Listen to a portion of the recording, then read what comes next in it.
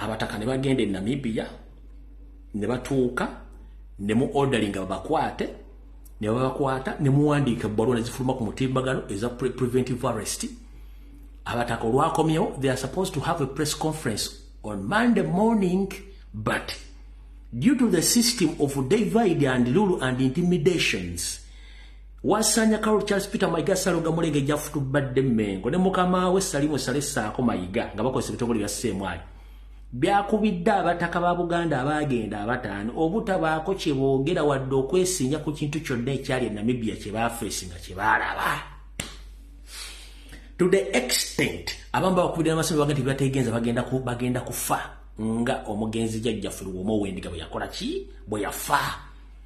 Yensonga lwaki okuva bakoma okulw'omukaaga bajjajjaffe munnange amasimu agabakubirwa oba galo shababu nga gava mugundi mu bitongole byakolera abatiisatiisa naye nga abakulu baga nti mujja kitegeera ani afuga eggwanga lino era mwegendeze nnyo muyinza obutamalako omwaka guno bwe muva ne mwogera kati bajjajjaffe abataka babasirisizza naye kyemmanyi kiri bwe kiti nti okalya Mayiga ejjoogo ly'otadde ku Buganda ne ku Bannayuganda nga mukosa sisitimu y'okutiisatiisa tegenda kukola.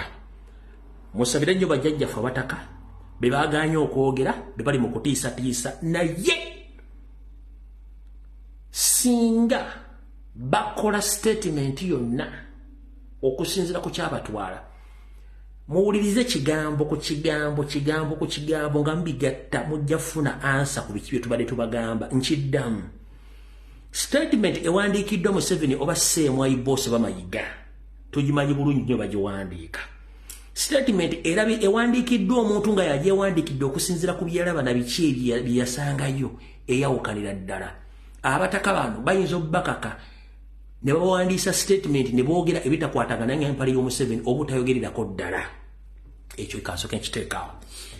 Mbagambye obwato bufa magoba essaawa zino muteekeemu amaanyi mu bwanje Ssaabasajja Kabaka naye okusinziira ku sources zange Wasanya Carol Charles Peter Mayiga Salonga Mulengejja ne mukama we Salimu Salere Museveni bateekateeka okuzza Ssaabasajja Kabaka naye bateeseteese ebiwandiiko ebisukka mu bina oba ze tuyita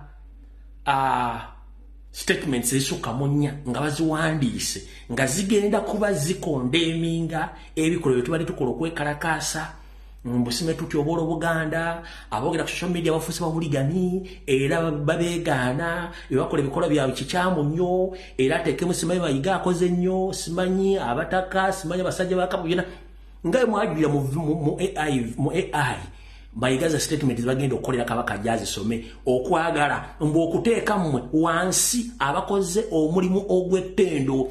Mukulu Mufungula Ndiga Mayiga Wasanya Carol ne basajja abali e Mengo ne munaawandiika kiro kitwala omunaku ne mufoosinga omutanda wa Buganda kikolo kyogera jjajjaffe weetuli kubanga twasoma amateeka agatali muwandiika aga Buganda nti bw'oba olwanirira Obuganda buli kintu kyonna ky'okozesa mu kkooti ya Kisekwa bakugamba tambula ng'endiga yasize ekirya kubanga agamateeka weegali. Mayiga ajala kutegeeza toyina mwana wa Nambi, toyina mwana wa Musoga, toyina mwana wa Mutooro, toyina mwana wa Mulugwala, toyina mwana wa Munyankola akoze video badde akola ekintu kyonna ku social media nga banja Kabaka gw'ogenda konda emigana mujja kulayini ne statement zoyagala okwogeza Ssaabasajja Kabaka tolina era tolina gw'ogenda kuyigula ttama. We are here to stay and we are still alive and kicking. The reason as to why tukugamba bigambo bino tukimanyi kyogenda okukola wakawandikira Ssaabasajja Kabaka statement nganya ng'oyagala ng'otaddemu erinnya Lumbuye particularly ng'ofeesinga Lumbuye naye nakubuulira naye nkugamba nti nze engeri gye nakuzibwa bajjajjange ate nga ndi musajja Muganda eyazaalibwa mu Kampala Central mu Mengo buli kimu nkimanyi n'ebikola bayaye bimanyi tolina gw'ogenda kutiisatiisa ne statement z'ogenda okuwandiikira Ssaabasajja Kabaka oba ze mugenda okuwandiika tolina gw'ogenda kutiisa nkiddamu. Bw'oba oli musajja nnyo nga bwagenda nti simanyi gw'oli kasajja fuba oli wa mutima oyina lo naye nga leekulimbuli maawa wojjiramu empale nga tewali agenda nti ogijjeemu njagala ove ku bulanga otambule nga tolinako wadde oweseefusi ove ku bulanga oyingire olubiri oba weetola olubiri ng'oli ku bigere oba yingirake mu Kampala wakati ojja kakasa nti olina lo. Bino bigambo wayogera kambikuddiremu. Bino bigambo wayogera gwe kennyini.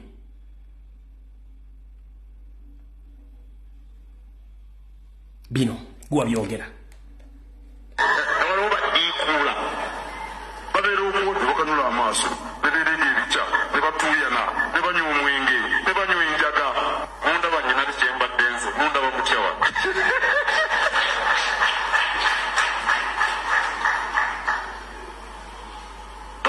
Ebintu bitali mu makulu. Ekyamazima Katikkiro Omulabi olwaleero akubuulidde ebikwata Kabaka.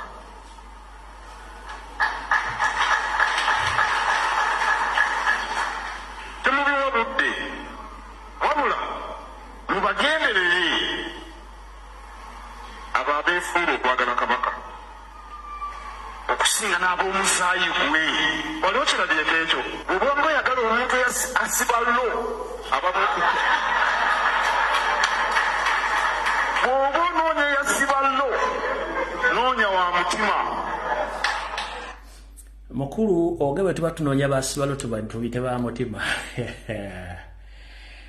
N'omutima gwalaba okujjamu akasajja akanyalwanda keeyitambo ka mutima. Ekyokubiri, ndi wano lwali okusomesaamu katono ofune lesson.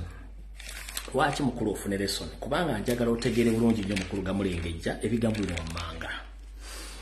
Mu Buganda waffe nazzi kuno nga omuntu okwogera ekigambo olina okubanga okinako amakulu gaakyo ku nsibuko yaako n'obuvu bwakyo n'obuddo bwakyo.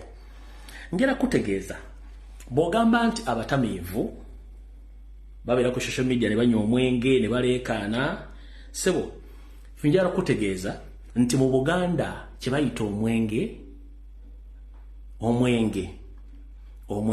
kanguddemu mirundi egiwera wadde sikunywa. Omwenge bwe bumu ku buwangwa bwa Buganda, kubanga omwenge owaffe mu Buganda gwe guwasa abakazi.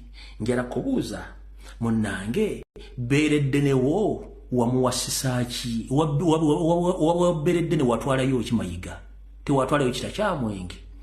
Gwe kennyini watukulaba mu kampuni zino ez'engule nga naawe onywa kabbiya. Nze walonda byakunga nywa kabbiya mukulu. Guuyo onywa kabbiya akengule. Uyo onywa kabbiya kengule. Kati ffe naawe ffe wovuma ani mutamiivu? Uyo oli kungule biya business yo. Onywa kabbiya ani mutamiivu? Walonda nga nywa bbiya wano. Tugenze mu maaso. Era kaakano wano wennanga wennanga omegeredde kati kuffe naawe ani mutamiivu. Wenna omegeredde olinga kamaguja akasibe ku ggali ke batwala ku kyalo ekirala.